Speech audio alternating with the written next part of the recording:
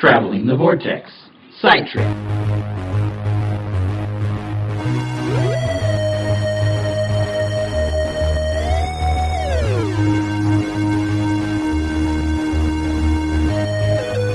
Welcome to Side Trip number 23, where we talk about TopCon, Eastern Kansas's original Geek Expo. I'm Keith. I'm Sean. I'm Glenn.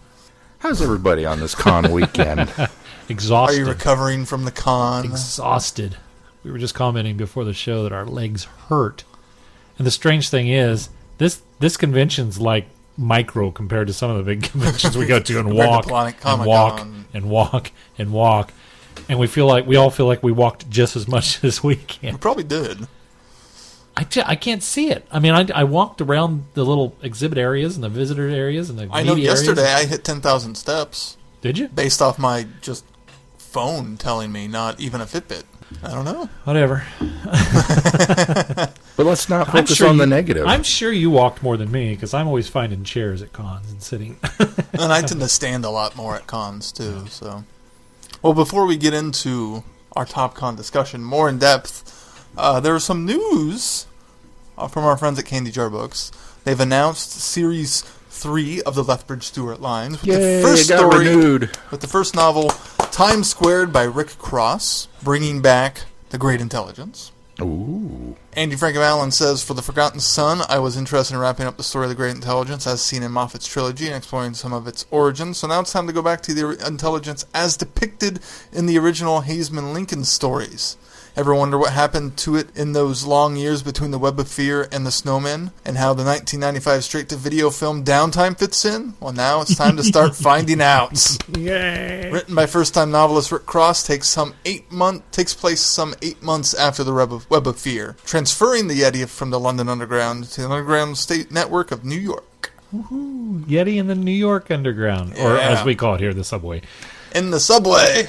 Well, I'm way excited because of the whole aspect of tying it into. Oh yeah, the intelligence is an added bonus. No, downtime. That's the thing. That's the thing we zero in on and go. Glenn's been asking for this for the better part of 2 years.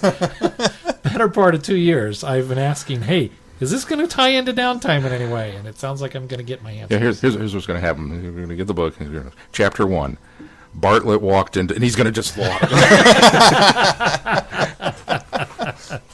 Watch, they're just going to kill him in the prologue. Probably.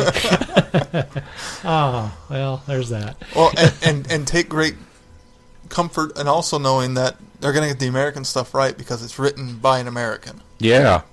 They decided we're going to set this in America. We're going to get an American to write Time Squared. So maybe he'll call it the subway. He'll probably will call it the subway.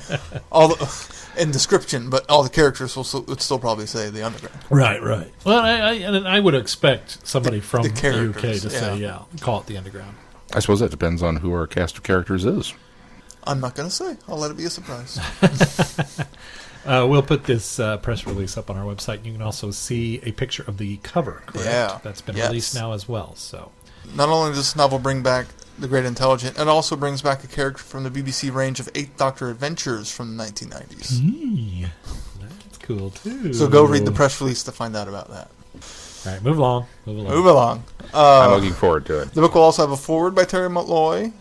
Ooh. And you can pre-order it in the bundle for Series 3, which includes 2 other books. And at Times Squared is due for release at the end of October. So not too far away, only a month off from between Lethbridge-Stewart books. You know, Terry Malloy was in Downtime. Yes, he was. Yeah, he was the homeless guy. Yeah, That's I right. knew that.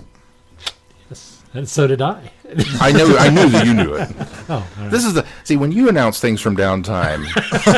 We know you know them. Nobody is amazed and astounded, unless it's. And if we announce something from good Downtime, point. we try to impress each other, not you. Good point. other than for somebody to go, man, I can't believe Glenn goes on and on and on about Downtime. Next, he's going to pull out production notes and go, did you know that this scene was actually guest directed by Quentin Tarantino? Since you mentioned it, I will get my notes out here for it. But when we go, yeah, I knew that, you should be like flabbergasted. You knew that? I did know that. Wow, Sean. I didn't know that. I was just trying to impress you. Oh, Lord. You want a couple more little bits of nuggets from Candy Jar? Yeah. Free digital short story only. Wishing Bazaar by Sharon Bidwell will be given out with anyone who pre-orders or subscribes for Times Squared. Ooh, some added incentive for you. And the previously limited print collection, The Havoc Files, has been released on Kindle. Oh! You can digitally so now you purchase can get a digital copy of the first Havoc Files. The first Havoc Files. There you go. So if you did not go pick that up... I did. Sean, if you did not go pick that up, or any listener, if you did not read that collection of short stories. To any of our listeners, if you didn't listen, I can't help sorry. you. Go pick that up. So we're looking forward to Series 3 of Lethbridge-Stewart. Lots of good stuff ahead. Yay. Indubitably. My Havoc Files is signed, by the way. But is your copy of Downtime signed? that that would should be awesome. your next thing. Well, Mark Platt's still around, so I'd love to get that. Maybe a future time, Eddie. Maybe. You could get Downtime signed by all of the principals that are still around. Well, that would cool. be sweet. That would be really cool. Too bad you already missed Deborah Watley. Not to wait till she I comes did back miss around. Deborah. Yeah, she'll have to come back around. All right. Well, let's move on to our review. Oh, wait. We're not doing a review this week. We're actually doing... technically we are. Yeah, we're talking about TopCon. We're going to talk about TopCon. We're not going to review it. We're not going to review. I mean... As far as cons go, I'd give it a 3 out of 4. You know, it was a dun dun dun. I had a lot of fun this year, guys. Yeah, I did too. I think the con is really clipping along. It's growing, getting bigger, and they're doing good things. The layout was a big improvement over last year, I thought. It was a lot easier to get to everywhere you needed to go. Well, because instead of putting us with the wedding as they did last year, they put the 50th anniversary that was going on this weekend downstairs in the basement. So we didn't have to fight with another group. Yeah. We didn't fight with them, but we didn't have to. We didn't lose space because of it. Yeah. That's totally the subject of my next short film. A wedding and a sci-fi convention at the same hotel on the same weekend that breaks into fisticuffs. Anyway, Gypsy and the gang, they do a phenomenal job. They do. Gypsy and Debbie and everybody else involved in putting it together. Nice, like you said, nice layout, nice setup. It was nice to have the 2 ballrooms to be able to have kind of the media guests in one area and the exhibitors in another. One of the highlights was the Enterprise Bridge pieces, which was really cool. Which was there, and thank you so much to which is a fan replica. Bridge. It is a replica, yes. Starbase. Starbase Studios. Starbase Studios. Thank you. I thought I had it right, but I wasn't sure. And Gypsy and everybody for contacting them and for them to truck it up here and do that. This is the last con that it is appearing at. So. Interesting side note, as fallout from the Star Trek fan films guidelines that Paramount has released, with Star Trek Phase 2 shutting down production of actually doing new episodes, James Crawley and his group have signed a deal with Paramount to offer tours of their bridge sets. They have all the sets. They've got the engineering room, the bridge, the transport room, all the stuff that they've built for their fan productions. Since they can't shoot fan productions anymore, you can now go and tour those sets. Oh, that's cool. And it's in Ticonderoga, I can't say it, New York. It's in New York. Ticonderoga. Ticonderoga? So wherever that town is up in New York, I'm brutalizing it, but Ticonderoga. I've never heard of it. I don't know. I've never heard of it. There was a battle there. We learned about it in history. Ticonderoga. You may have learned about it in history. Rhoda. I don't know what it is. It's a town in New York. Anyway. Well, I probably knew it, but now you've got Ticonderoga in my head. Don't be making fun of my English, man. Is it Ticonderoga? Yeah, that one. Ticonderoga. That's totally different from Ticonderoga. No. Ticonderoga. And where is the Slovene from, Glenn? What planet? Rexacor. Yeah, I don't want to hear it from him. My daughter could do it. What's the final episode of Tom Baker's Run? Which one? Is it Castrovalva or Logopolis? There you go. I can't use that one anymore. You finally learned it. Yeah. Anyway, so you can go to New York and you can actually tour the Ticonderoga. Yeah. And you can actually tour the bridge sets and the engineering sets and all that kind of stuff, which I think is very cool. Unfortunately, because of that deal being signed, they are now the exclusive tour group for the sets, which is why we're the last con to get. You can't take a bridge set on tour now because that's all tied up in litigation with Well, not in litigation. It's a contract. Under contract. It's under contract. With that deal now. So the Paramount was nice enough to say, okay, that's already a signed deal. We're not going to stop you from doing that, but we'll stop you from doing it again. Right. So I feel fortunate to have got to sit in the chair. Yeah, absolutely. That's pretty cool. And I thank you guys for that opportunity to be captain and sit in the chair. So it was only right that you be captain. That's the way we looked at it. Not because you're in charge, because you're the bigger Star Trek fan. Well, actually, secretly, is because we don't want you driving. That too. You can pilot, but we'll take care of the driving. Point us in the general direction, Sean. We'll take care of the nuances. Second star from the right, not until morning. What'd you pick up at the con? Anything special? Autographs. It was really my thing. Who else autograph did you get? Well, we got Spencer, which was very cool. Chuck Huber, who is on Star Trek Continues. He played Dr. McCoy on that show. And apparently, I did not know this at the time, he is a voice actor of apparently one of the higher tiers. He has now done voices for over 200 characters in different animated series. It's pretty impressive. It's a very impressive list. Yep. But he was a delight and a joy to talk to. And I also got to talk to Patrick Barnett, or Barnett. It's spelled with an I, but I think it's pronounced et, who is kind of Star Trek's go-to Borg. Anytime you see a Borg in an episode of Star Trek, it's probably him. He featured very prominently in First Contact and going forward. In fact, he's on the poster. He's the lead Borg down at the bottom of the is that right? Okay. Is him. In the line? In the line, yeah. Okay. And on the TV Guide with Kate Mulgrew, that was him. I mean, he's done a lot of Borg. He also played many different Bajorans on Deep Space Nine and several other things. And he was also a delight to talk to. So those were kind of my three big autograph. I'm surprised you didn't get a Noelle Harris or Noelle Hannibal. I thought about Noelle, but I don't know enough of her work.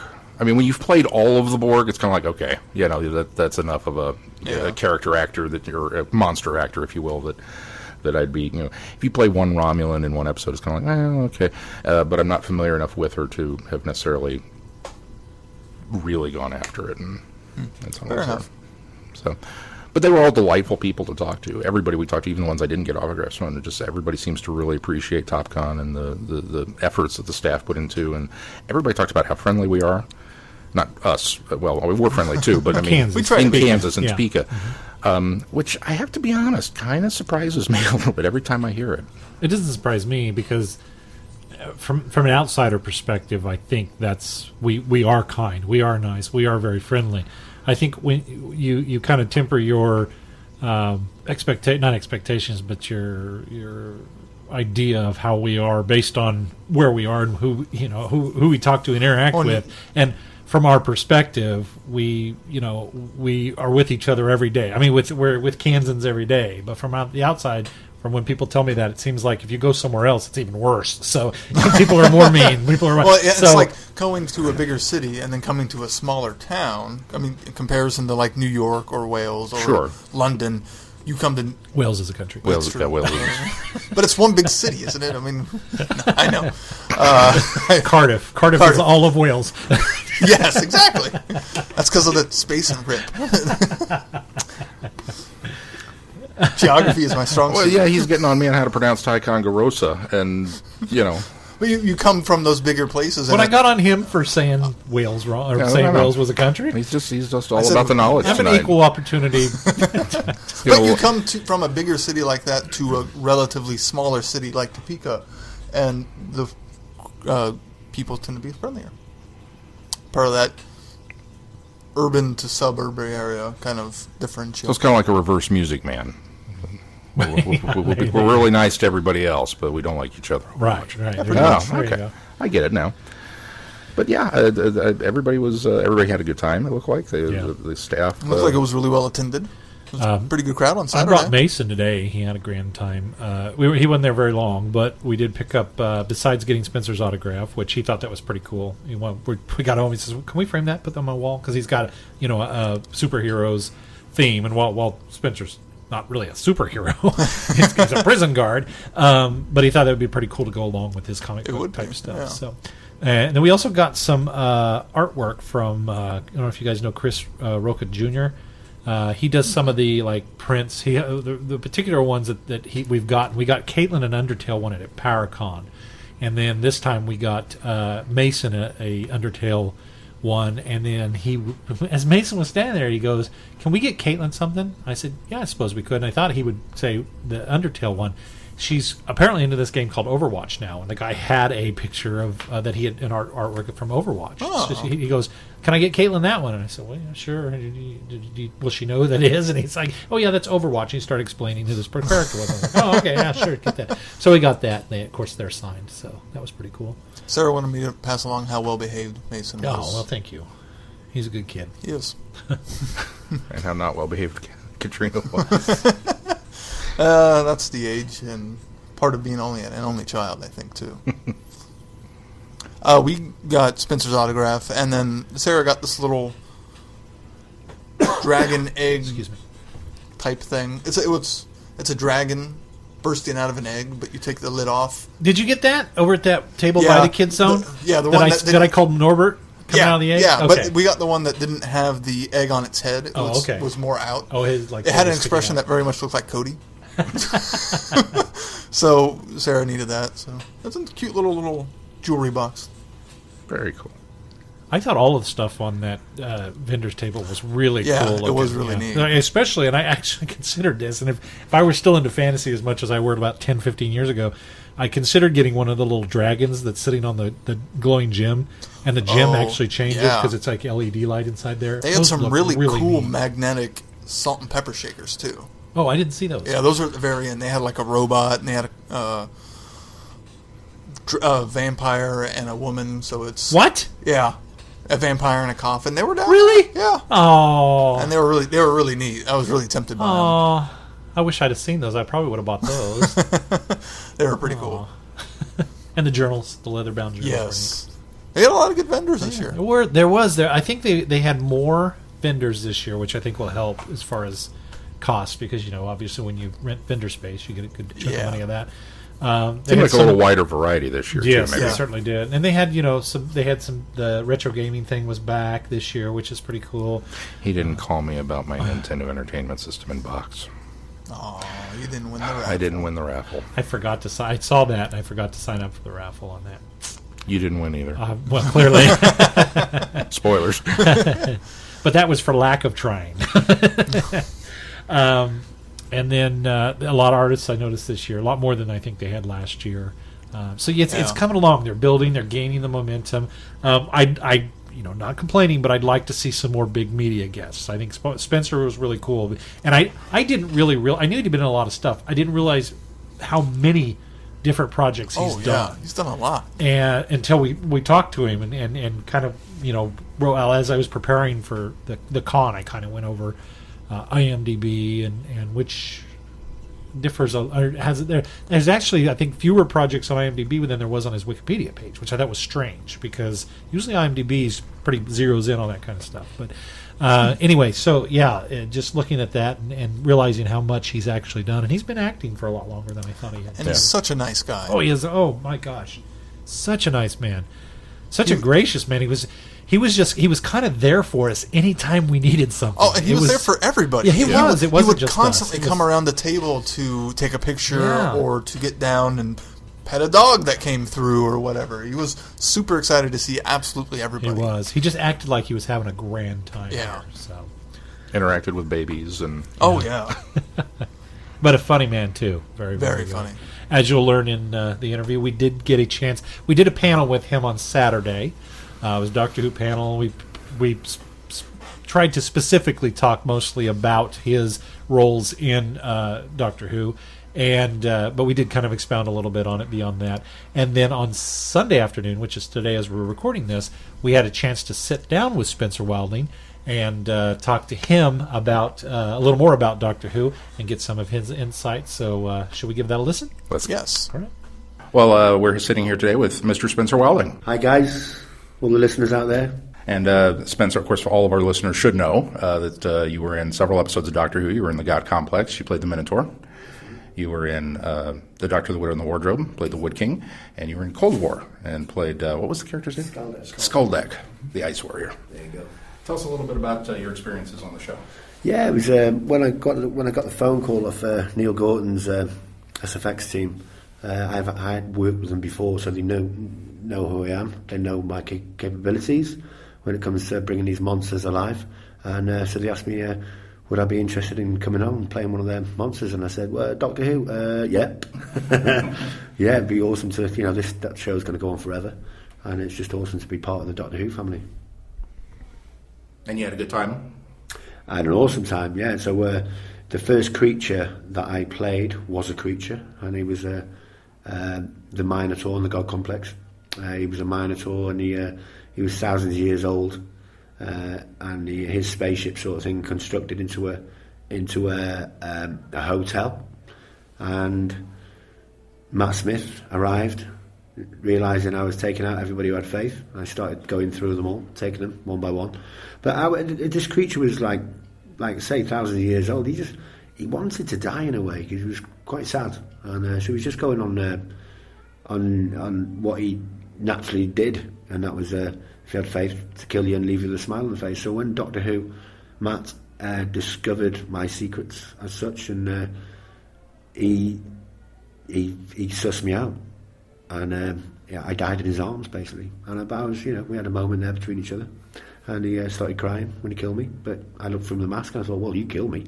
So, yeah, it was cool. And then I played the Wooden King, and Paul Casey was the Wooden Queen, and it was a great costume to work. It was a great character. I had a whole forest living in my head, which gave you a bit of a headache.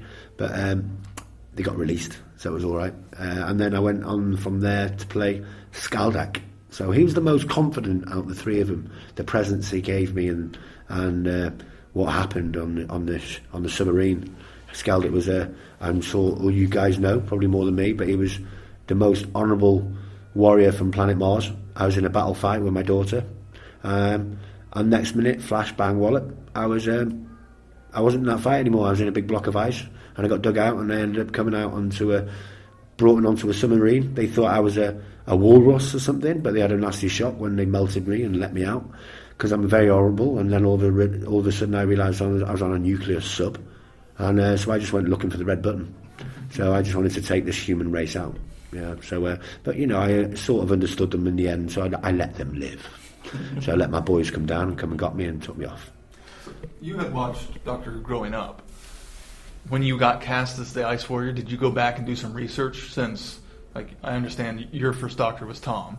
So did you go back and watch some of those, or just kind of take a fresh approach to it? Well, I just naturally let it come to me. So after I'd filmed the character and we'd done the show, I did get a little bit interested, and then I went onto YouTube and things like that and checked him out, and yeah, it was great, because that character hasn't been back for 40 years. It was what was the actor's name again who played it? He was out the Carry On Laughing films. He was like the same height. We got a similar look to each other. I can't remember that. Very tall man. There's probably a lot of people screaming right now telling you the name. But it was great to be, because there was a few Ice Warriors back then. So to just be that Ice Warrior, the number one, and to be brought onto the ship, and to I didn't really do my homework on the character, but I just let the presence come to me. And they, like every character I play on every show, the presence comes to me, and then I become the character. It's good, that's acting, right? But yeah, it was awesome to play Skaldak. Well, and by doing that, I think you really brought something new to the character, and instead of really updating the character as opposed to just copying what they did before. Yeah, that's right. And the 50th anniversary in the Royal Albert Hall in London, I was supposed to be playing Skaldak, and I was really excited, but ended up getting stuck on a contract. It was a great contract to be on, but I was over in Chicago, so I flew over to Chicago on the day of the Royal Albert Hall. But I was a little bit gutted, really, to go to the Albert Hall and to play Skaldak and to be with all the other creatures would have been just out of this world, literally. Do you know what I mean? So maybe, you never know, Doctor Who might invite me back one day. Of the three characters that you played, was there one of them that was your favourite? Well, I love every character. Like we've spoken in the past, I love every character. I fall in love with every character, become friends with every character. Skaldak was the most confident. The creature was very emotional, like all the creatures really, but I love them all. They're all my friends. So, I don't want to make any others jealous. You know what I mean? I treat them all equally. But I love the experience and feeling that they give these creatures give me. Did you have a moment when they first called you for, let's say, the God Complex, and you're playing the creature, and kind of maybe mentally preparing yourself for, I'm going to be a monster on Doctor Who? Okay. And then the script arrives, and you're reading it, and I have to think there was probably a moment of, wow, this has really got some depth to it. This isn't just a jump out of the closet kind of, raw monster. This is a character. This is a fully evolved, fleshed out character that you get to play. And that's got to be kind of I don't know, as an actor, I would think you would really just get super excited and jazzed by that. Yeah, I'm a big kid. So, like my mum used to say to me, she goes, stop being a monster when I was a kid. You know what I mean? And I used to be a kickboxer. I grew up to be a professional kickboxer. And she used to tell me off for kicking people as well when I was a kid. But she said, stop being a monster, stop kicking people. So there must have been something in it. But I become very excited. When I land a role, it's like I'm a bit of a spiritual kid as well. So I haven't chose that monster. That monster's chose me. Do you know what I mean? It's like when you go for these auditions and stuff. The castinators, they don't know what they want until they see it. Do you know what I mean? Something goes bang, there he is, or there it is. So when I got the creature, I know it's quite. I'm smiling inside and I'm warm, and I go, it's being introduced to a new friend, and we're both sussing. I'm sussing my soul. Great timing. Didn't silence it again. No. That's from Keith. Hi, Keith. That was a delayed text. Yeah, they are there. Sorry so about that. it's a timing thing, I think. So yeah. Where were we? But yeah, when I become the creatures, it's a process as well. You've got to go through your live cast, and then all the amazing, special, talented people that create these monsters. These works of art. It doesn't happen overnight. It takes a couple of months to make these suits. There may be like a crew of 40 in the workshop working on that suit. So that's why they look so unbelievable. So it's awesome that they allow me to work their baby. You know what I mean? I climb inside their baby and give it a beating heart and movement and stuff and feeling and soul and character, and the rest is, I don't know, magic, I suppose. You said that you got the roles because you'd worked with the company before. What were the roles that you did with the company previously? There was a thing called the Spenglers, and they were like the freebies. There was like superhero. I was working with Carl Weathers, believe it or not, and because I was a former professional boxer. When I heard Apollo Creed was, I was going to be working with him. I went out and bought myself a brand new pair of boxing gloves and got him to sign up for it. But anyway, these creatures, I was playing. What was his name now? Burke Freebie. He was like a giant purple comic ape, and he was just. He was one of them characters. I don't know if it come through, but I wasn't choking on anything then. It was one of them. And then there was a basketball head. So it was a 3 foot small person I worked with, and he had a head as a basketball. And then there was Marlowe next to him, and then he just had crazy eyes and stuff like that. And we drove around in a beach buggy. Do you know what I mean? It's such a shame it didn't go anywhere. They were pilots, but I think if it was just before Kick-Arse come out when we were doing it. So I think if it was on the other side of Kick-Arse, I think it would have went boom. You know what I mean? I'd love to see them come back again. Yeah, massively. So hopefully one day that does get pulled off the shelf and brought back again. So that's my first time I worked with them, and then a few others. But yeah, that's where we grew our relationship. And Neil Gordon and his team are just some of the best out there. And it's just they call me up, and it's just sometimes I might not see him for like a year or two, but it's always great to see him again. And the girls in the office, they look after me. Kate and all that. It's great. Could you retell the story of your kids meeting Matt Smith? Yes. I'd like to. Right, okay. So it was the ep of The Widow and the Wardrobe. And I told Matt, it was my son's 10th birthday.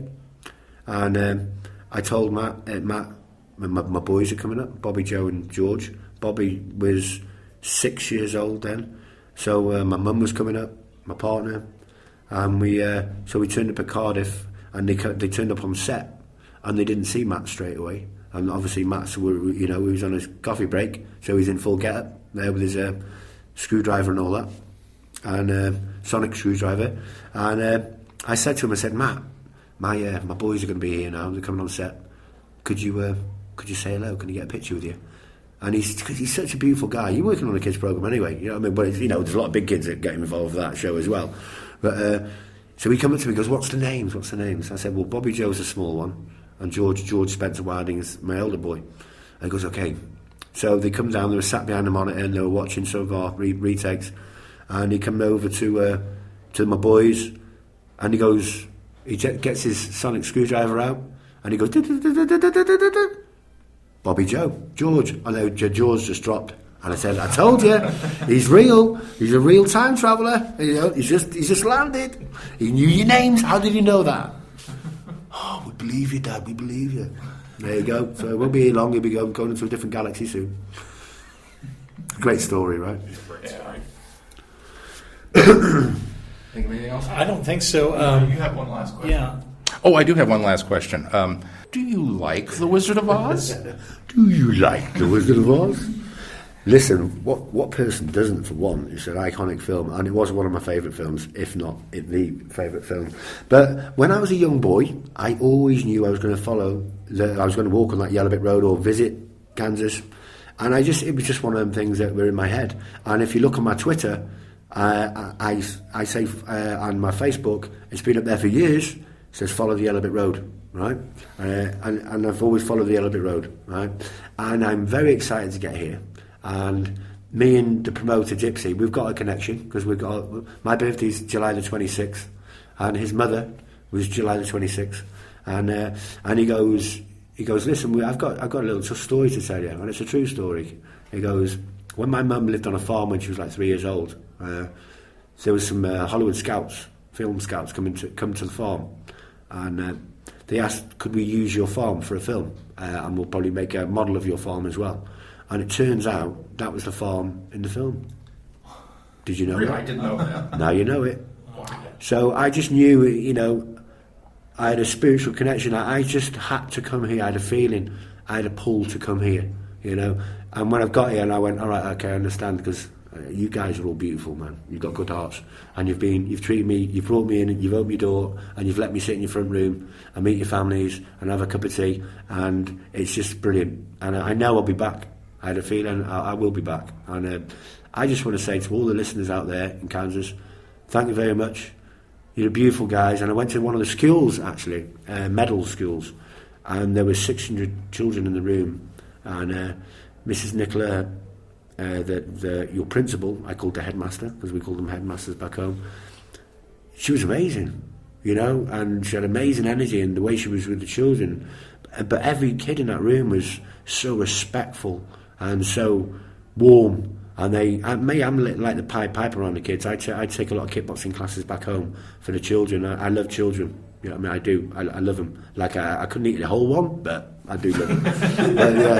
Yeah. So there you go. But yeah, and when I went to the school, and they were I went straight away. The first day we got here, I went to that school and I went, yeah, listen, if the children are this beautiful, then the parents are great, because it does come through, and they're a great headmaster. So hat off to Mrs. Nicola, and I can't wait to come back and maybe next year come and say hello. Well, Spencer, we certainly look forward to seeing you here again next year, and we'll probably come back and ask you a whole bunch of new questions next time. So thank you very much for joining us today. We appreciate it. And kids, be careful when you're crossing the road, and make sure you follow your dreams. Never let anybody tell you can't do anything, right? Yeah? Stay positive. Don't listen to the negative, but if you do bump into a bit of negative, just turn it into the positive. And there you go. And again, we want to thank Spencer for offering up his time and sitting down with us. A very, very interesting man, and we hope he'll come back next year. And if he does, we look forward to chatting with him again. And you heard him talk about loving kids and being great with kids, and he really was. At the end of our panel, there was this little kid. You probably saw it maybe on my Facebook, and I don't know if it went on the Traveling the Vortex Instagram. It or will Twitter. eventually. this little kid dressed as the 11th Doctor, and Spencer saw him and immediately, all right, I'm going to fall on the floor, you point your sonic at me and we'll get a great picture. And he was just so great. The kid was almost scared to do it. But he was such a cute little kid with great costume, and Spencer just pretty much ate it all up. And how old was he? He had to have been 4, like maybe? 5, maybe, probably. Because I think he was younger than 4 Katrina. or 5, yeah. Tiny kid. And then Really here's cute guy. 6 foot. How tall is he? 6'7"? 6'7", massive. Man, he's 6'7" Spencer Welding lying on the floor with this 4-year-old over him with his sonic screwdriver just took out the monster. That's the kind of guy he is. If you see pictures of us on the stage with him for the panel, he really sits at about the same height as us. Yeah. Don't let that fool you, because when it wasn't really, because when he came in, I was already up there sitting, getting kind of prepared. When he came in the door, I didn't really kind of notice how tall he was. It wasn't until afterwards when we stepped down off the dais and stage, and we were chatting with him, and I was like craning my neck up to see the man. I was like, and that's only 7 inches taller than me because I'm 6 foot. And it just was like, wow. Makes all of us look short. Speaking of costumes, did you guys see any really cool cosplay this weekend that you thought was I saw stood a out? number of good Doctor Who ones. There was a really good Amy that I saw with hash marks on her. Oh, I saw her too. I was going to Yeah. say, I don't think I saw any Amy's, but now that you say that, I did. She was sitting at one of the tables. There was a red Dalek. That one was really pretty awesome. Yeah, he was. There was a great Chewbacca and a great Loki today. There was a really good Loki today. One of the things that I saw Penny Dreadful, which kind of blew my mind, that because that's kind of an off the radar thing still. In my mind, because I'm kind of new to that show. We just started watching that one, but also that it was recognizable to me, Ava Green's character, and I went, "Oh, I know what that's from." So I thought that was really kind of cool. I saw 2 different 11s from Stranger Things, and one woman who I assume was Winona Ryder's character, because she also had Christmas lights on her. And I'm pretty sure I saw a guy dressed up as the sheriff from Stranger Things too. We got to the wig episode tonight, so now right, it makes sense. Now it makes total sense. We're right at the halfway point. Oh, good show. So a lot of good cosplay. I was very, very pleased and impressed. Maybe because it was the 50th anniversary, maybe because the bridge set was going to be there. Star Trek represented in force at TopCon this year. I mean, you expect going into any convention you're going to see some red shirts and the occasional Kirk and Spock. Man, everywhere I looked was original series uniforms. Yeah. And it was just on some movie ones. a couple of movie ones too, but original series movie. Original series movie uniforms. I didn't see much Next Gen or anything else. I saw classic Trek, and it just kind of warmed my heart a little bit. Yeah. It was really pretty cool. Really good in the 50th year. So, and of course, friend of the show Eric was there as Kirk several different days, and of course Red Dalek as well. He was in tow. We also want to mention that we ran into Kieran and his wife Lisa, I think is her name. Forgive me if I'm remembering that wrong, but I think it's Lisa. Sounds right. I think it's Lisa. Apologies if we're wrong. Apologies if we're wrong.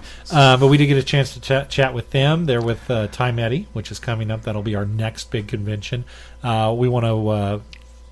It'll be our next. Slash Mash. What's next?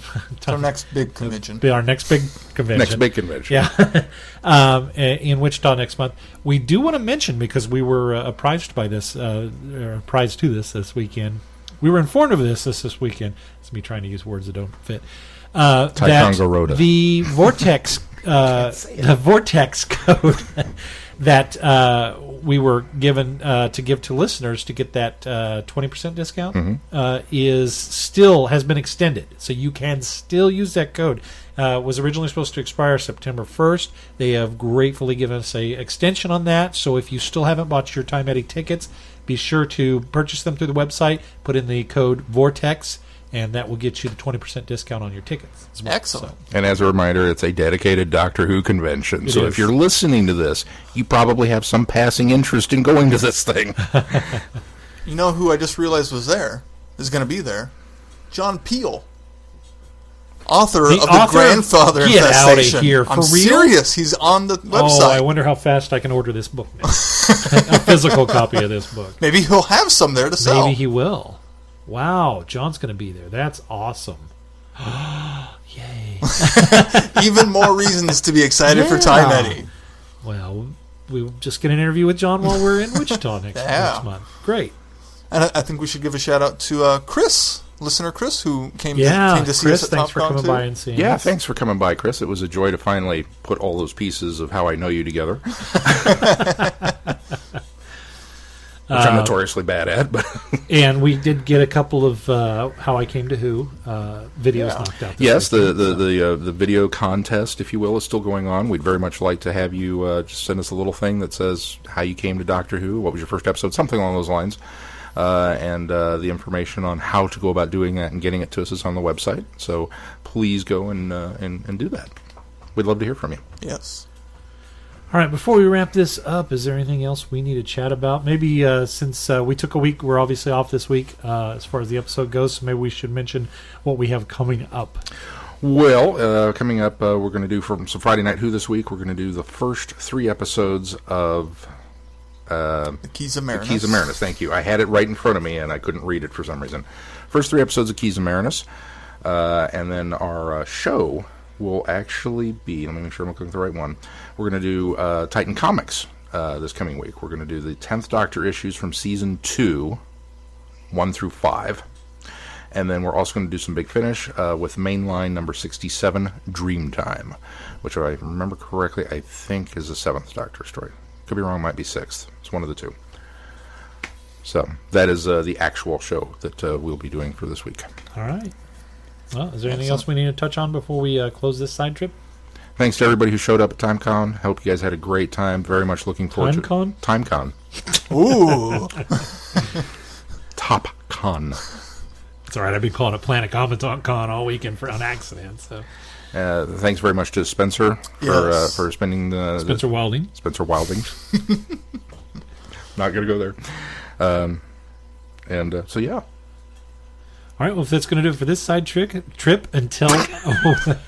We're mentally fatigued, apparently. All right, if that's going to do it for this side trip until next time, I'm Glenn. I'm Keith. I'm Sean. Cheers. Be seeing you. Good night, everyone. You have been listening to Traveling the Vortex. Doctor Who and all of its associated programs are owned and trademarked by the BBC. No infringement is intended or implied.